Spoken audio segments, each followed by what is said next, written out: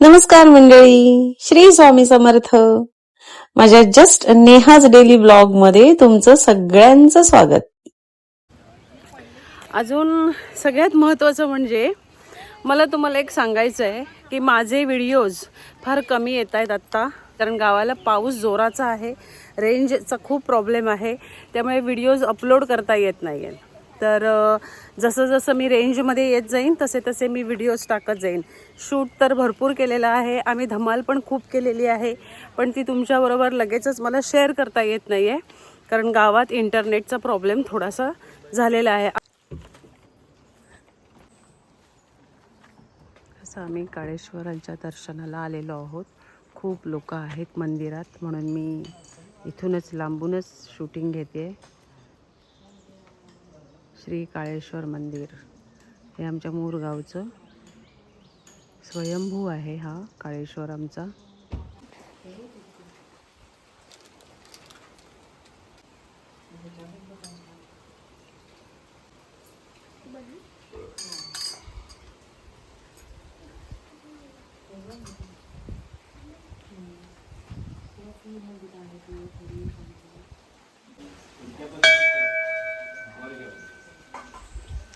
बाबा देवा काळेश्वरा देवा बाबा हे आपलं राजू बोलते आणि तुझी जवळ आपला हाड त्या बऱ्याच्या गाडी गेले आपला माणूस म्हणजे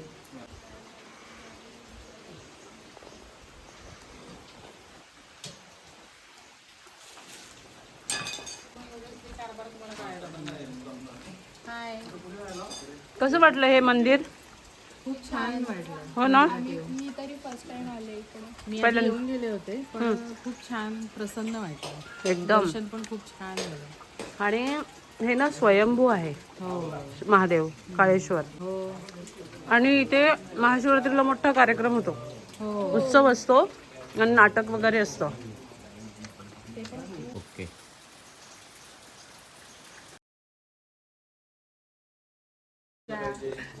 हा, काय केलं पाहिजे त्याने? हा, सगळं तू सगळं बोलला पाहिजेस. तू रहिवासी आहे तिथला. सांगितलं पाहिजे. शास्त्र शास्त्र सगळी शास्त्र पद्धती आम्हाला सांगितलं पाहिजेस. काय करायचं काय नाही. हा, ते पण देवळात तर होताच ना तू बोलायला नको. चप्पल बाहेर काढायची, पाय धुवून यायचं. ते आम्ही आलो, सगळं सांगण्यासाठी आधी ते आलो आलो आम्ही आलो पायामध्ये धुवून ए आलो आलो आम्ही चप्पल काढली, पाय धुतले. 21/4/1980 ला, त्यानंतर 21 वर्षाने माझा जन्म झाला. 21/4/2001 ला. हा हा हा, म्हणजे बरोबर 21 वर्षांनी तुझा जन्म झालेला आहे जीर्णोद्धारानंतर. वा. असं मी सगळ्या फॅमिली सोबत इथे दर्शनाला आले काळेश्वर मंदिरामध्ये, आणि खूप छान दर्शन झालं. आमच्याकडे असं म्हणतात बऱ्याचा नारळ देतो, तर बऱ्याचा नारळ दिला आणि गारणं घातलं आणि आता निघालो. चला साई, आता आपण कुठे चाललोय? आपण चाललोय सावडा देवीच्या मंदिरात. हां, जे आमची ग्रामदेवता आहे. तर आम्ही आता सावडा देवीच्या मंदिरात, आमच्या ग्रामदेवतेच्या मंदिरात चाललेलो आहोत.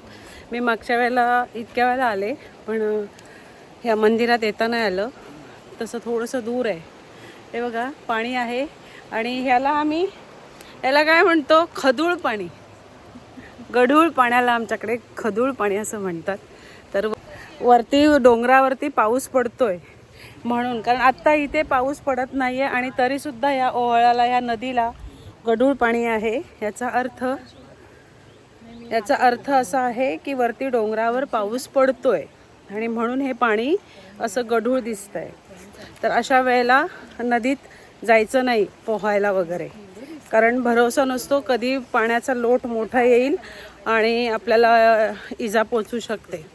जीव धोक्यात घालायचा नाही. ज्या वेळेला आपल्या भागात पाऊस पडत नाही आणि तरी नदीला पाणी जर गढूळ असेल, तर 100% वरती डोंगरावर कुठेतरी पाऊस पडतोय आणि कधीही पाण्याचा प्रवाह मोठा वाढू शकतो. तर हे आम्हाला लहानपणापासून सांगितलं गेलं आहे. आम्ही अशा वेळेला नदीत पोहायला वगैरे जात नाही. तर असं हे राईमध्ये असलेलं आमची ग्रामदेवता, आम्ही आता दर्शनाला चाललेलो आहोत. थोडासा उशीर झाला आहे आम्हाला यायला, रात्री लेट झालं. आम्ही धबधब्यावरून जाऊन आलो, मग रात्री जेवण, चिकन बिर्याणी हे ते सगळं खाऊन परत पत्त्यांनी खेळलो, 1-2 वाजता झोपलो. त्यामुळे थोडंसं लेट झालं. आणि आता मंदिरात अजूनही पुढचे खूप कार्यक्रम आहेत. सलग 3-4 दिवस माझं हे सगळं फिरणं सोहमबरोबर. अजून आम्हाला नांगरणी करायची आहे, भात लावणी आहे, हे सगळं अजून आमचे प्रोग्राम्स ठरलेलेच आहेत. काल रात्री खूप धो पाऊस पडत होता. मला बाहेर जाऊन पावसाचं थोडंसं शूट करायचं होतं आणि पावसाचा आनंद पण घ्यायचा होता. शूटिंग तर नंतरचीच गोष्ट आहे, पण आमच्याकडे ना रात्री अंगणात वाघ येतो. त्यामुळे मला सगळ्यांनी सांगितलं की रात्रीचा दरवाजा उघडायचा नाही, म्हणून मी बाहेर नाही गेले. आणि आमच्याकडे डॉबरमॅन आहे, तर तो खूप भुंकत होता आणि सकाळी ना त्याचा स्मेल करत करत बराच पुढपर्यंत भुंकत रस्त्याने धावत होता. तर याचा अर्थ सगळेजण म्हणत आहेत की रात्री 100% बिबट्या, वाघ कुणीतरी अंगणापर्यंत येऊन गेलेला आहे. तर म्हणून मी तुम्हाला ते दाखवू नाही शकले, पण कोकणात खूप पाऊस पडतोय. सांभाळून या, खूप बुळबुळीत आहे. तर हे आहे आमच्या सावडा देवीचं मंदिर, ग्रामदेवतेचं मंदिर. आम्ही आता इथे आशीर्वाद घ्यायला आलेलो आहोत.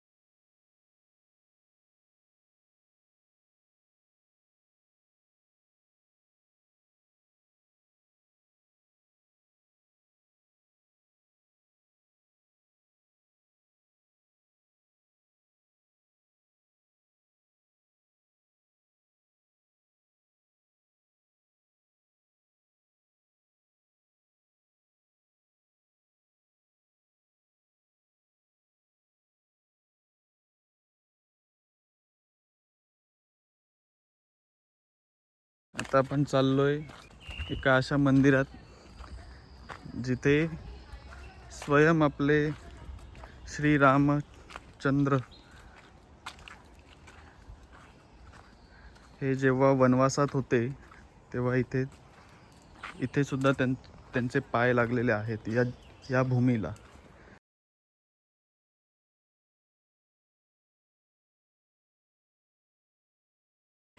याला देवी देवतांचे आकार आहेत आणि हे पूर्वापार हे पूजले जातात हे सगळे.